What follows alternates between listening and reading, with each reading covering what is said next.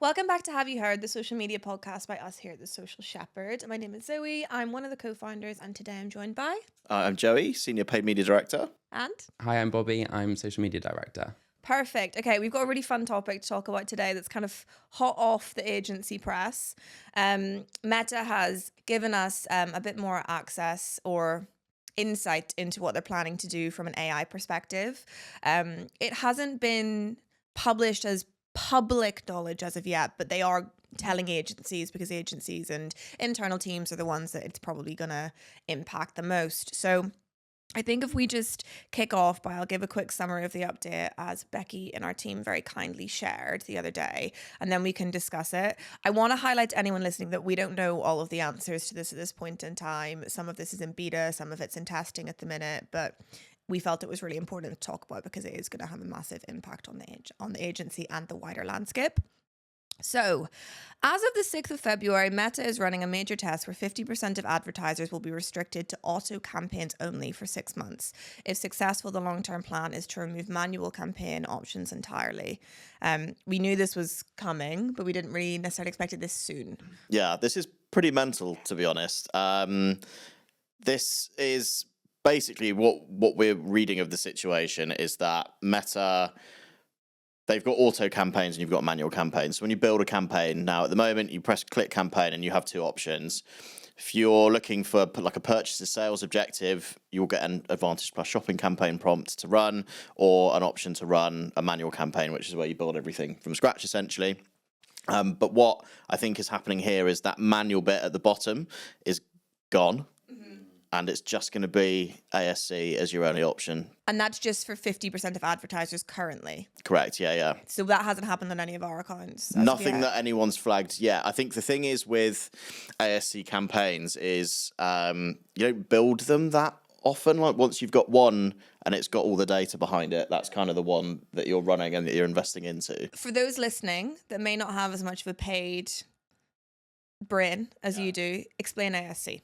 So ASC is Advantage Plus shopping campaigns. Essentially, they've been out for, I want to say like 18 months, 2 years now. But best way to describe it is Meta's fully automated campaign variant. Google have got PMax, Meta's is ASC essentially, and they released it literally just for e-commerce brands to start with. So it was all powered off revenue generation metrics that were being pulled into the platform, and using those, being able to learn off the back of those. But you have no targeting options in them, so you can only target by country, or in the US they have state level targeting as well. But outside of that, that's it, and then you just plug your creative in and it goes. So that means like top, middle, bottom funnel, done for. That's not a thing. And I guess is there we've seen success with ASC campaigns sort of across the board realistically. But for advertisers, and maybe I don't mean to say this in like a negative way, so Mariah, maybe cut this out if it is, but for maybe more traditional advertising thinkers that are like, well, like how do I know what stage of the funnel someone's at or what kind of journey they're taking? What would kind of Meta say back to them if they're like, don't take this away from me, we need this? I guess the proof's in the pudding, like it performs. Yeah, it's a tough one really, because I joined the industry kind of 8 years ago now, when everything was really manual and you did have really like masses of control over everything that you could do. So when all of this stuff came out, I even had a really good level of skepticism about what it was actually doing.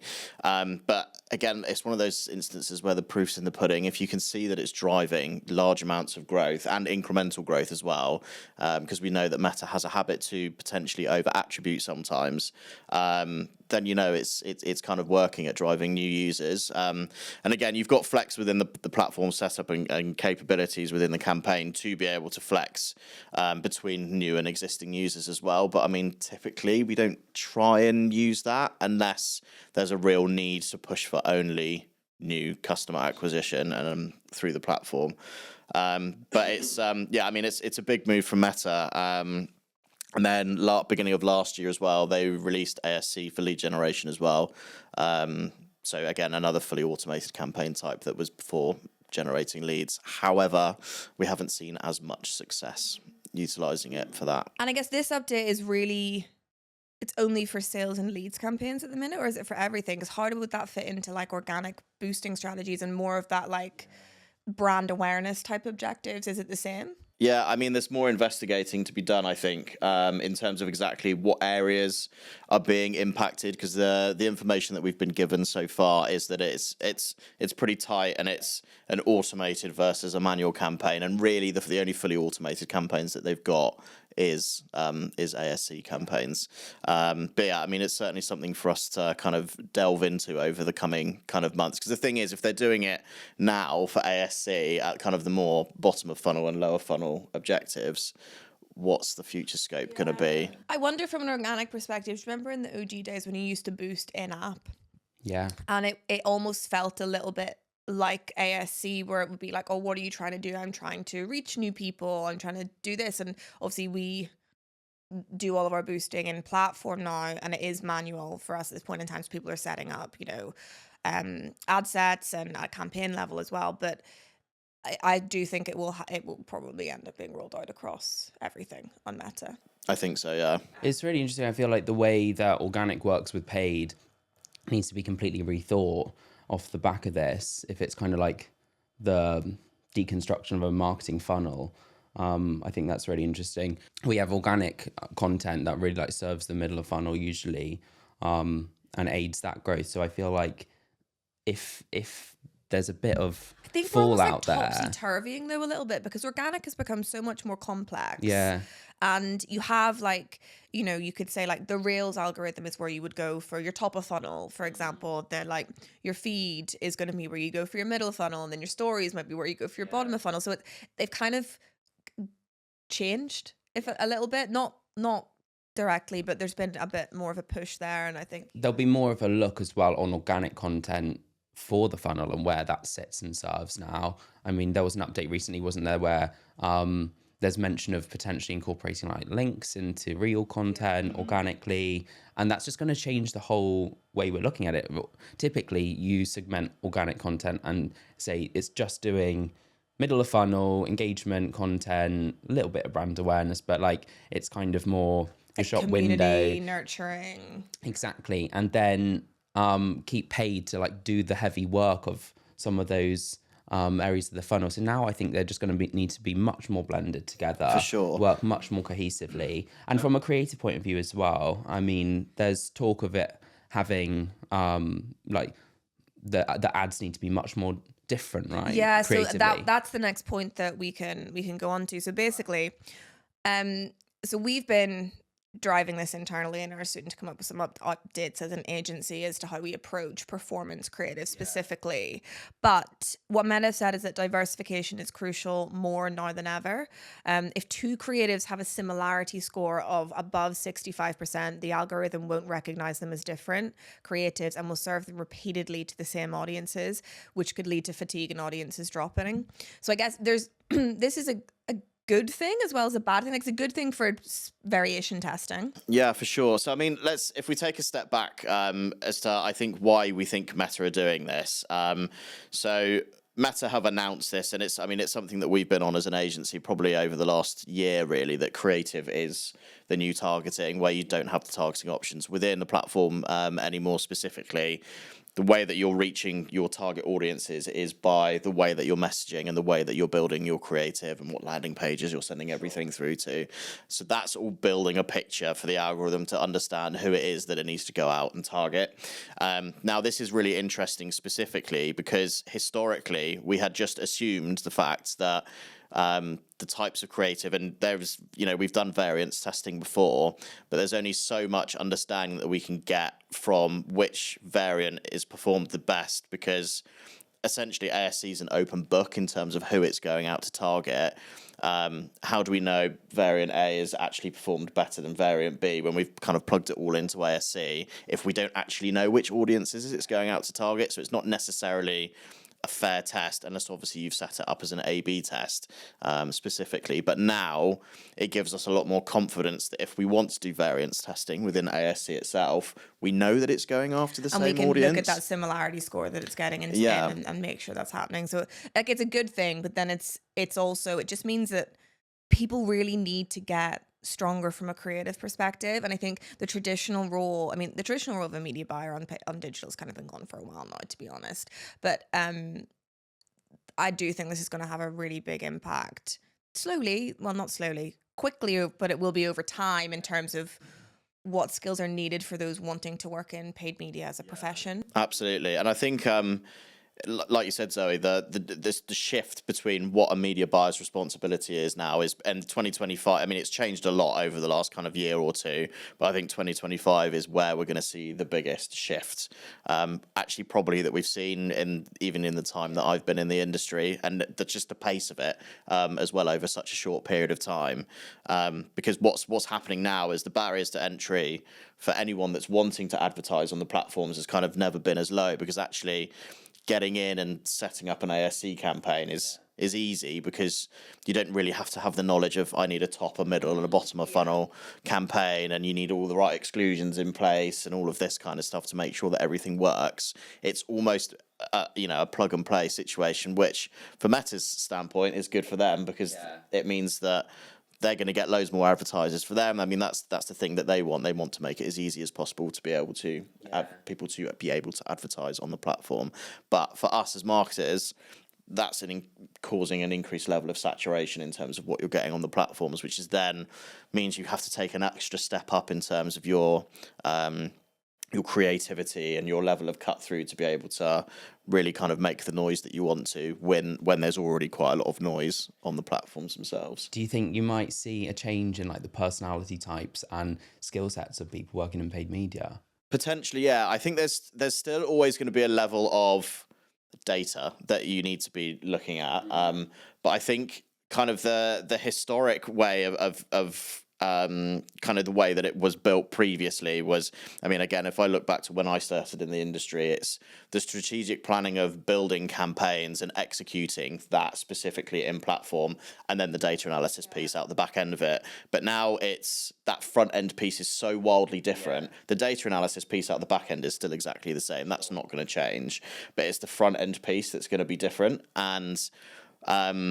everyone has to be thinking a lot more creatively than they have done historically. I mean, we've talked about this in a couple of different podcasts, but across the whole digital landscape, there's going to be so much change. And I think I really see it as our responsibility as an agency to support the team and upskill in certain places, because in 3 years' time, the role of any role within paid, even in organic, even an influencer, is not going to be the same role. And I think it would be irresponsible for us as employers and as an agency to not say, okay, guys, we need to pivot. This is where we need to provide training. This is where we need to get everyone hooked into, because otherwise the skills, not all the skills, but some of the skills that we currently have aren't going to be needed. And I think that the one thing that I do think you will see a shift in the people that work in paid media, not all of them, because I think that more junior level of where they are doing campaign building and stuff, you'll need less of that, but you'll need more creative brains. So I think naturally over time that you will kind of see a bit of a skew, and we might end up going back to, not back in terms of culture because it was wildly inappropriate, but more of like more an advertising lens on things, if that makes sense from a creative perspective. Well, I mean, this is it. People, we have to get our marketing hats back on again, because that's... Love it. I'm here for it, guys. Because that's the way that it's going.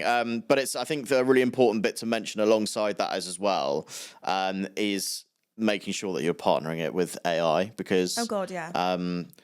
The creativity piece is so important, but the efficiency piece that AI gives you as part of that as well is so big. I mean, certainly, we're using AI for copywriting and things like that at the moment, but the scope and what we're wanting to build into kind of the service offering is how we then leverage that from like a creative ideation and asset ideation perspective. And I think that's like the thing that frustrates me is like sometimes you'll say that and there'll be some people, maybe even listening to this, that look at it and go, oh, they're lazy, they're taking the AI option. But you have to like if and it's not us just not doing the work and giving it to AI. We're getting smarter because AI is taking some of that. Like we have to think better. We have to be more driven by intelligence to be able to get the best out of that. So I think it's going to be really interesting to see what happens, and it wouldn't shock me if we end up having some agencies that go down a route of saying,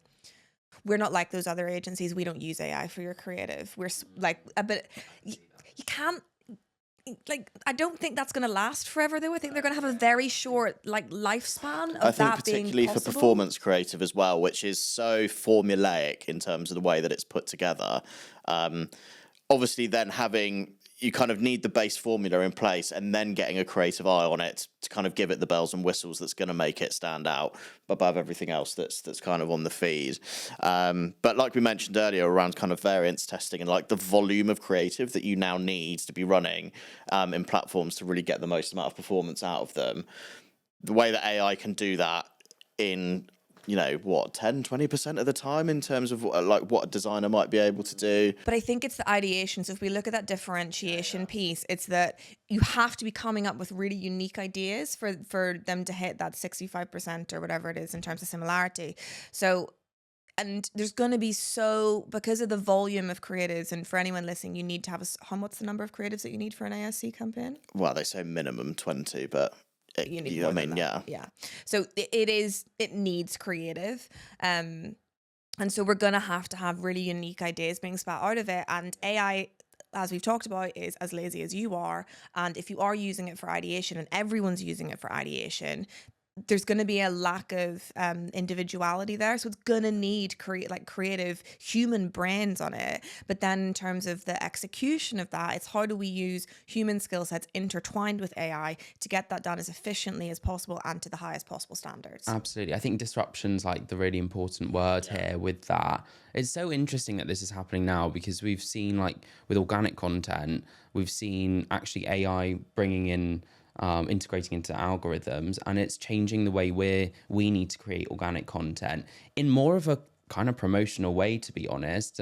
Like one of the key new things we have to do is show and tell in the first second of content on TikTok what the content's about visually. So if it's about an iPhone, it needs to have an iPhone on screen and then in the wording. That makes for very repetitive content and very promotional content. And then you've got kind of paid side of things now starting to be a little bit more creative led. You're ending up with a blend here, and AI's like kind of mashing it all together.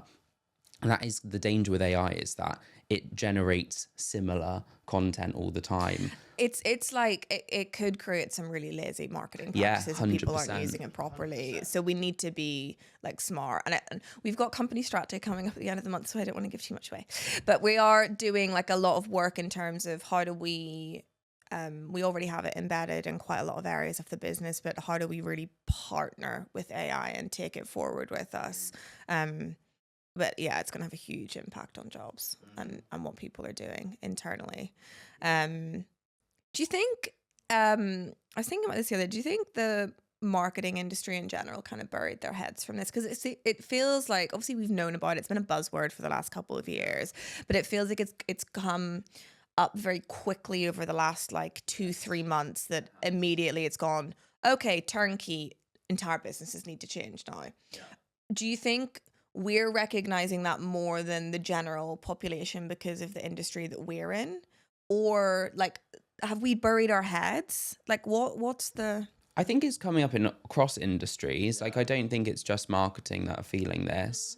I think it's become super accessible recently, which is before it's been a topic that people have been discussing for a long time, but there's been a lot of like unknown about it. Not many people actually know what it is, how it works, how accessible it is. And it's in the last 6 months, it's become extremely accessible.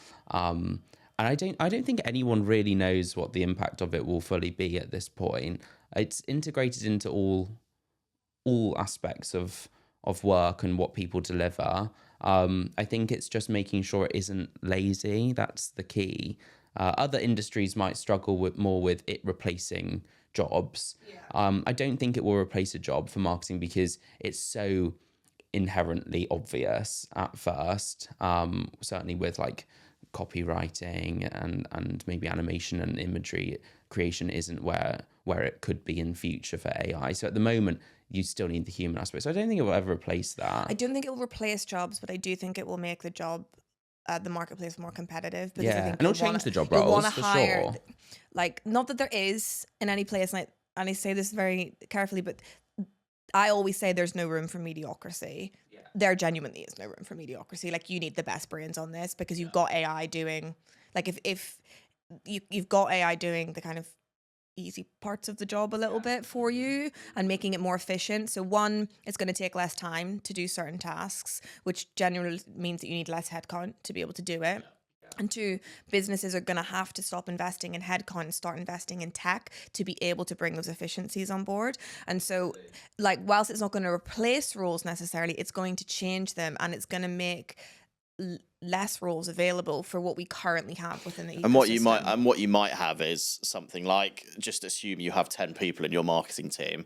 That might move down to 5 in the future, but then you might have 5 people in an AI development team. Right. And that's the way that it's then being looked at, because you need the development team in place and those people that are really in it and really get it and really understand it to get the most out of what it is. And again, it's I mean, I bring it back to paid media again, kind of when, like, the machine learning campaigns came out, the automated bidding strategies. It was, there's machine learning that's doing it, but not anyone can just go in and plug and play with it, with those setups. Like, you still need people that understand what the impact of changing a bid does and all of the intricacies of it to actually get the most out of the platform, which is why I think you're still going to need to have someone that's really invested into. Yeah. I think what you might end up with in paid will be kind of, and again, this is kind of going back to more of a traditional approach where you've got technical paid media strategists paired with a creative that understands performance, and you'll have like duos, like in the old days where you had like art director, copywriter paired. I think it will kind of end up being like that a little bit. And I think that's so fair, because again, this is a bit of a sweeping generalization, but typically paid media people are more technically minded, they're more into the data, and do find it more difficult to be more creative. That's just the way that we're going to do some training work. though. Yes, training will definitely help with that. But no, I think it works. And again, creative people potentially find it more difficult to be more formulaic and look at data and understand data. They feel like it restricts them a little bit as opposed to opening it. But I think the interesting part on that is, and we were talking about it yesterday, was a lot of the principles that the organic team have are actually going to be really important for paid media team members to adopt, like looking into search queries, what's coming up in culture, how can I make this piece of content the most relevant for the people that I want to reach? Because the creative is the targeting, you've got to be going there. What are these people searching? Who is interested in this? How can I make this as interesting as possible to them? So all of that stuff that we do in organic to tell the algorithm where to put things, we're doing the exact same thing in paid now. I think they bleed into each other so much more following this update, organic and paid. I think you're going to need to end up adapting where paid are leaning on organic for content more, and certainly the creative that's being created there. I could see, a future where they paid media are really working with us when we're planning our content, rather than sometimes it's retrospectively added in organic content into paid campaigns. At the moment, I think it's going to need to be planned at the start. And the bleed is much more intense. There's going to be so much more usability between that organic content piece and like the availability to be able to just plug that into. And when we do campaigns. shoots as well, when we create content on shoots, I think now there might be scope for really looking at developing, for example, content series that have purpose for organic and paid. Maybe some particular series content is just for paid, but it's generated from an organic ideation and from that remit to start with. And then I guess it's just more crossover, isn't it? I think 3-4 years ago, if you're creating organic content, paid team wouldn't even really look at it, to be honest, because it wouldn't work for them in that way. So now that's really changed. You're going to end up with creatives who are creating content for social really broadly. Yeah, well, that's what I was just about to say, is that I think we will, like at the minute, as you kind of mentioned, we do a lot of work to get our teams to work together on stuff, and they are aligned, but I think that's going to become even more crucial. And I think you will have organic technical specialists and strategists, paid technical strategists and specialists, but underneath will be a content team that understands the principles for both, basically.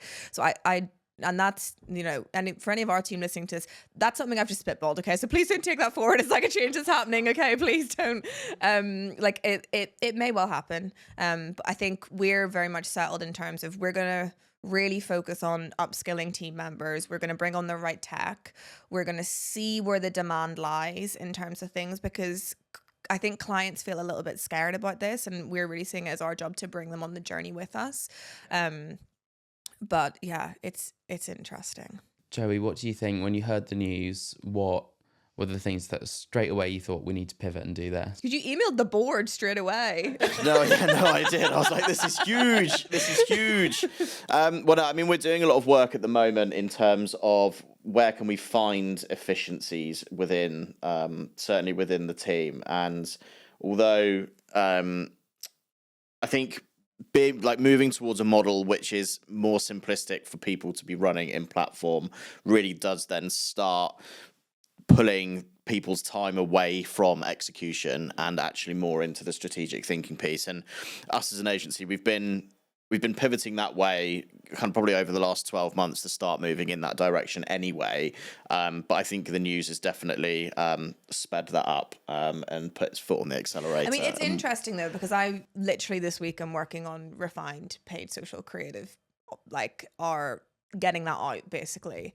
One thing I wanted to say was that like there are some brands with just awful paid social creative. Like the pitch I'm working on at the minute, I'm like, could you like come on, please? But controversially, sometimes that stuff annoyingly works really well. I know, but also like it depends on the industry. Like Jack and I talked about this the other day.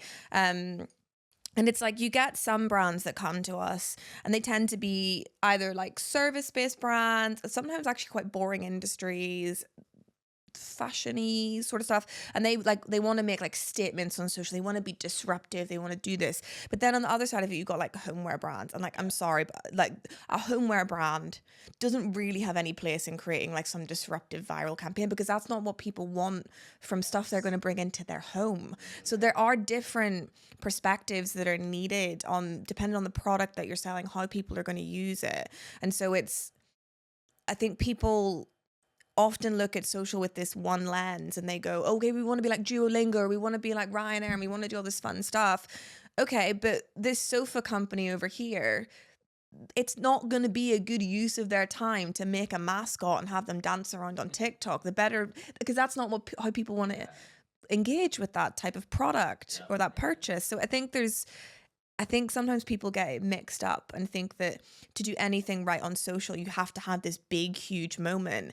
There's like brands out there killing it from Pinterest first, search first social strategies. Yeah, you've got to remember, I mean, I think it's like 40% of Gen Z in the last 3 years have switched from using search engines for search to social. I think that changes the landscape and the intention of that space. So there's absolutely place for brands to be on social, not necessarily leaning into like an entertainment first strategy or anything, and using it really functionally and promotionally as you might on Google. And it's easier to attribute as well if you're looking at it from a search functionality perspective, and we're only getting more data back about search volumes in platform as well. You've got some interesting stats to us here about the search study that Meta did. Yeah, so we went up to go and see Meta a couple of weeks ago. Meta did a Thrive in 2025 event. But one of the sections was called the $200 billion opportunity. And as painful as it is for me being from a search background and having all of that pedigree from that perspective, the really interesting trend that's happened, as you said, Bobby, is that particularly as Gen Z are getting older now and they've got more purchasing power, their brand discoverability has very much shifted from where it used to be, where Google used to be the platform where you used to go and search, but actually people are doing their searches on social now. and people are discovering so many more brands on social than they actually are from a search perspective now. And interestingly, the kind of topic of discussion was around attribution, where search is typically quite easily attributed because it's all last click. It's very demand driven in terms of the way that users are interacting with the type of content that's on there.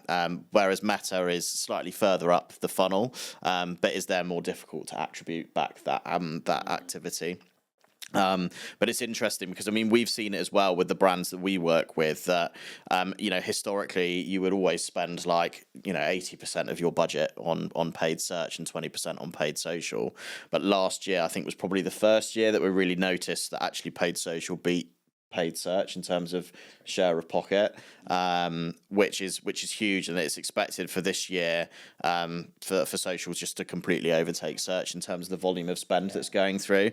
Now that's obviously at a market level, and there's going to be nuances where search is going to be better for some businesses, but I think it's a really interesting one. And off the back of that, Meta are launching a new incremental attribution piece to help support that, certainly with more people wanting to get incremental volume and growth for their brands, particularly for e-commerce brands. I think we are going to move into a landscape where it's not search and social, it's organic and it's paid, and they're much more embedded because, yes, we say people investing in search and investing in social, but by people investing in social, they're also investing in search technically because they are search platforms at the same time. So I think that's where this shift kind of needs to happen.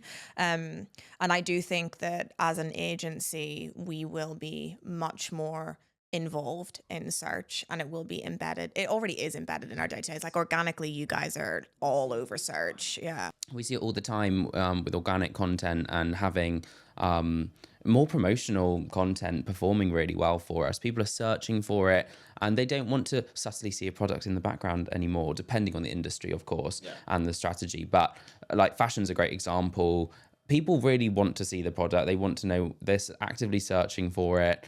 They're interested in the product because they want to buy it and wear it. And it doesn't need to be subtle anymore in that sense. So it's way more promotional. And that's a massive change for us as a kind of content type.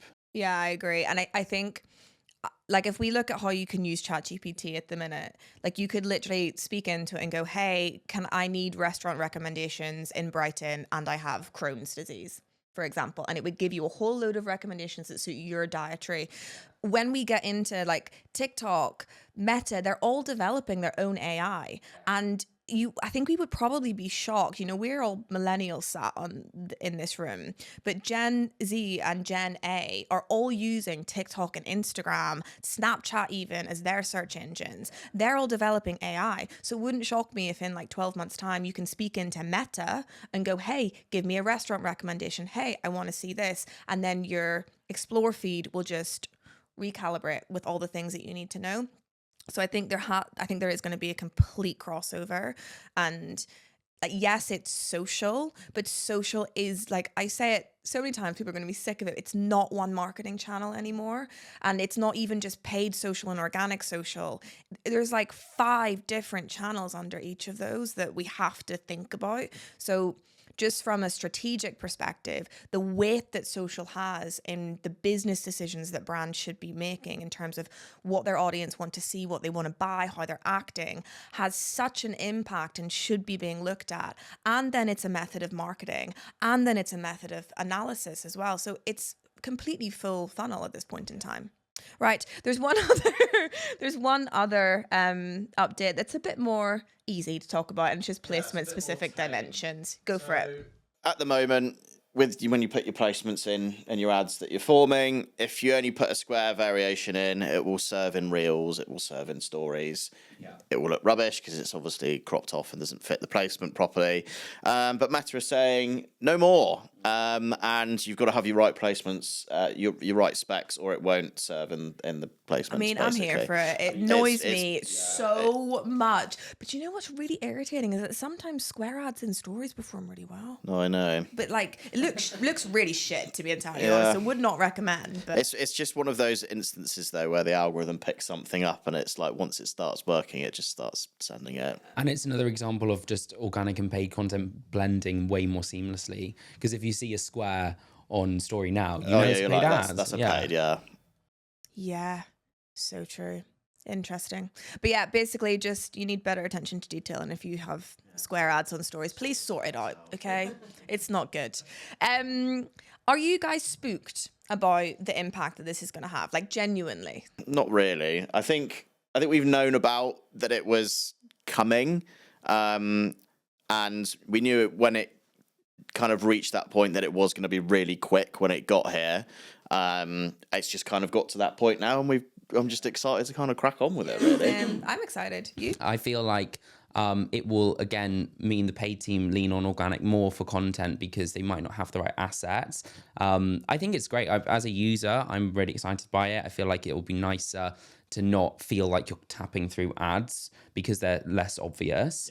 In terms of actually working in organic content, I think will be leaned on more from a paid team for those assets, because I can imagine many accounts don't have the right aspect ratio assets and the right bank. So I think will be more valuable to the paid team than before for that. Yeah.